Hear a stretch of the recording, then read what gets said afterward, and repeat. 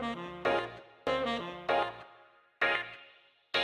everyone, this is episode 7 of the interview series, the show where I interview different people from different professions in order to inspire young people who might want to pursue these careers. Today I am joined by Ayanfe Adebayo, a medical student who's studying at the University of Cambridge. So how are you today?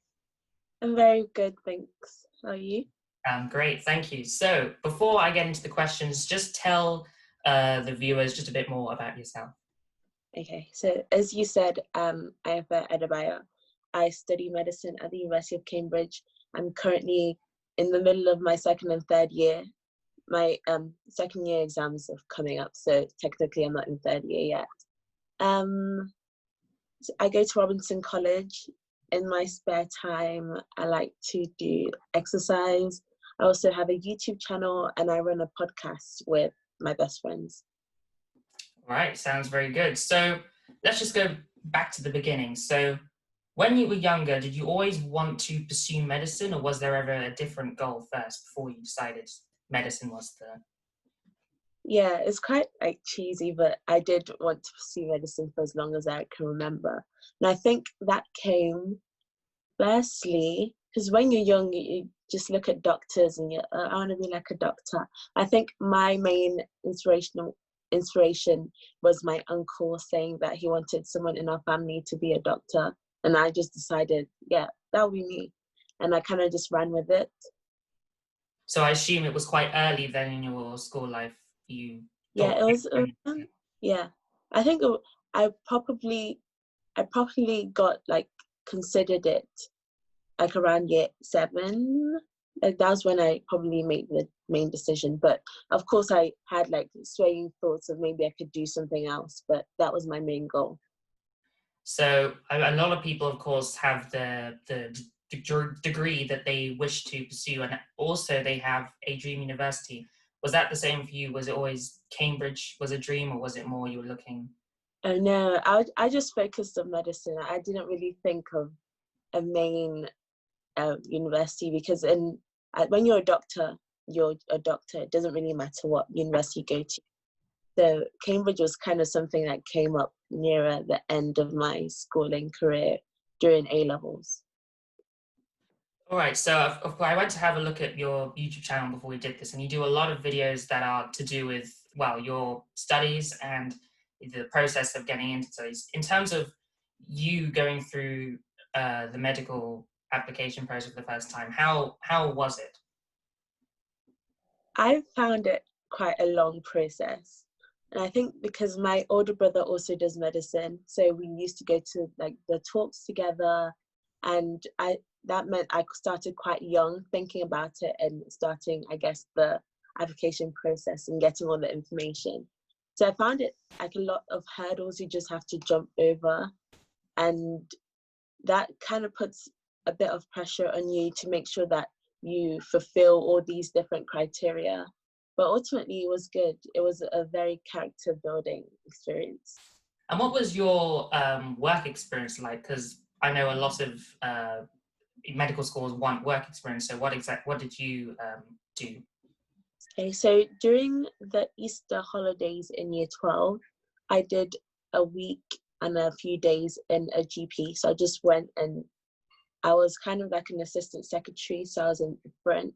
I also helped them organize the medical records. And in my GP, we had a newsletter that they were trying to resurrect. So I was in charge of designing and writing that. And I think that's still going on right now. I also did 2 weeks, which was organized by my school, in a care home. So that was just taking care of the elderly, talking to them, just helping to feed them, transporting them, the ones who are in wheelchairs. So yeah. And how easy was it to find this experience? The GP one was quite difficult. I think that I got it kind of off fluke. I think I spoke to one person one day, and then when I actually went to start it, they said that they couldn't remember actually signing me on. So it just gave me a few jobs to do. But the other one was organized by school, so that was a bit easier. I also did a shadowing week in our local hospitals, which is a scheme run in Leicester to pair people up with healthcare professionals so that you could have work experience, those people that were finding it more difficult, because I didn't really know any doctors at the time. So we went through all these long processes, so every bit of credit to you, and you made it into Cambridge. What was the feeling like to find out that you had a place at one of the best universities? It was unimaginable. I don't know, because I kind of applied just spur of the moment because I needed another option, and then my mum was the one who said like just apply. So I wasn't really expecting too much of it because I hadn't put like a lot of thoughts from the beginning into it. So firstly, I was surprised and I was really happy because I was the first one in my for my sixth form who had gotten into any Oxbridge University in 10 years. So yeah, it was an amazing feeling, and it made like all the extra stress worth it. I think that's brilliant, and a lot of the young people I speak to, it's Oxford or Cambridge people, they work so hard, and I know that the competition, well, I say competition, but the amount of people applying per place is quite steep. So again, every bit of credit to you for that. Now, of course, you said you're settled into your second and third year, and you have exams coming up. How has your learning been affected by the current situation with the pandemic? Yeah, so normally we have 3 terms, and the last term we have a few lectures at the beginning and a few practicals that we had to do, and then exams for the rest of the term and revision. So it wasn't too impact in terms of learning, but as I said, our exams have been moved to September. But the lectures that we were meant to do and the practicals were either cancelled, and they tried their best to move them online, but all the technical issues, like we were meant to do lectures one day and then it didn't get uploaded in time, so it got moved back a few weeks. And a lot of our learning comes from supervisions in Cambridge, so our supervisions moved online, but then some of our supervisors are also doctors and needed to work because of the coronavirus, so all our supervisions have been moved to during the summertime. Yeah, so a lot of them changed. You mentioned practicals, Dan. I was going to ask, do you feel, of course, you can't have the actual hands-on experience? Yeah. Do you feel that's been a hindrance to what you could have learned if you were there in person? I don't think so. So specifically for the practicals that we were meant to be doing, they're just looking at bacteria species and stuff for our disease module, and loads of the stuff that we look at for that specific module are pictures and stuff anyway, so doing them online didn't make much of a difference. All right, so that's good to hear that your learning hasn't been too much affected. Of course, we have to make the best of this situation. Yeah. Now, a lot of young people that I speak to, including myself, they wanted to study medicine, and medicine's always the goal. What advice do you have for these young people, especially now, considering that exams have been cancelled and people can't do work experience or volunteering? What advice would you give to these people? Okay, my number one advice would be do not worry, because everyone has been put in this situation that no one could have predicted. And with things like cancelled work experience, a lot of the interviewers and the medical schools will understand. So don't put too much pressure on yourself to find it. But there are loads of resources online as well where you can find some work experience. Sometimes the experience that you get from reading someone's book or watching certain videos would be better than shadowing someone and not knowing what's going on for like 5 hours. So just trying to vary up where you can find other experiences. Like there's some books written by some doctors about their time working, so that could be a substitute if you like things like that. Also is to not compare yourself to other people. During my time when I was thinking of work experience and things, before school organized one for me, like loads of my friends had parents who were doctors, they had family members who were doctors, and they had already had shadowing experience before me, and I was kind of worried, like I really need this.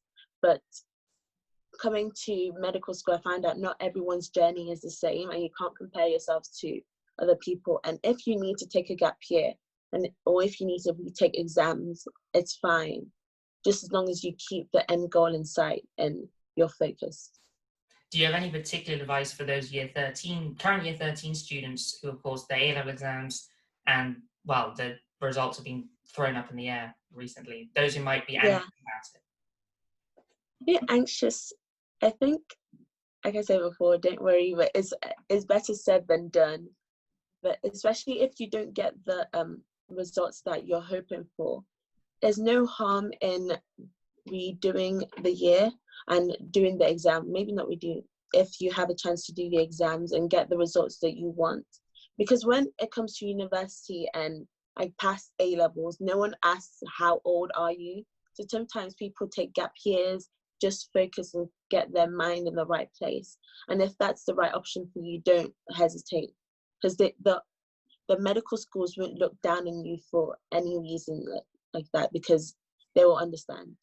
Yeah. Well, I think that's great advice, and I'm sure it will be of a huge benefit to a lot of the young people that do watch my content. A lot of people talk about hindsight. So if you if you're looking back on your journey through this process to get into medical school, is there anything that you probably might have done differently, just looking back?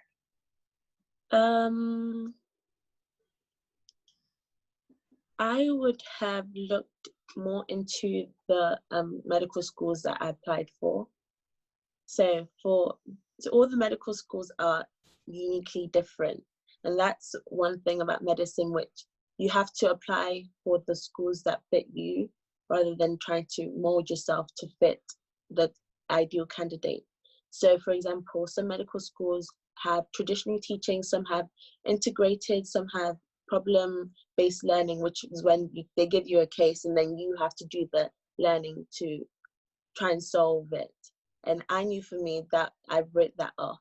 But that year, some schools had converted to that type of learning and I didn't look into it properly. So I applied to some schools that if I hadn't gotten to some universities that I wanted to, I would have been stuck, I guess, with problem-based learning, which didn't suit me at the time. So look into the courses of the universities properly. And yeah, I think that's it. So I guess the thing to take away from this is it's the same. It might seem the same, has the same name, but the style of learning is quite different. Yes, I think that, again, that is great advice. Well, thank you for taking the time to come on. We've discussed a lot of important things, and I'm pretty sure lots of young people, regardless of where they are in their educational journey, will be somewhat inspired and will benefit from this. So I thank you for that. And to everyone watching, make sure to follow Ayanfe's YouTube channel and podcast. Just what is the name of your podcast? It's called Let God Podcast. So, all right. Yeah.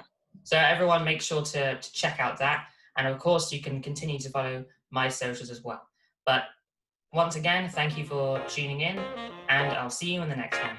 Goodbye.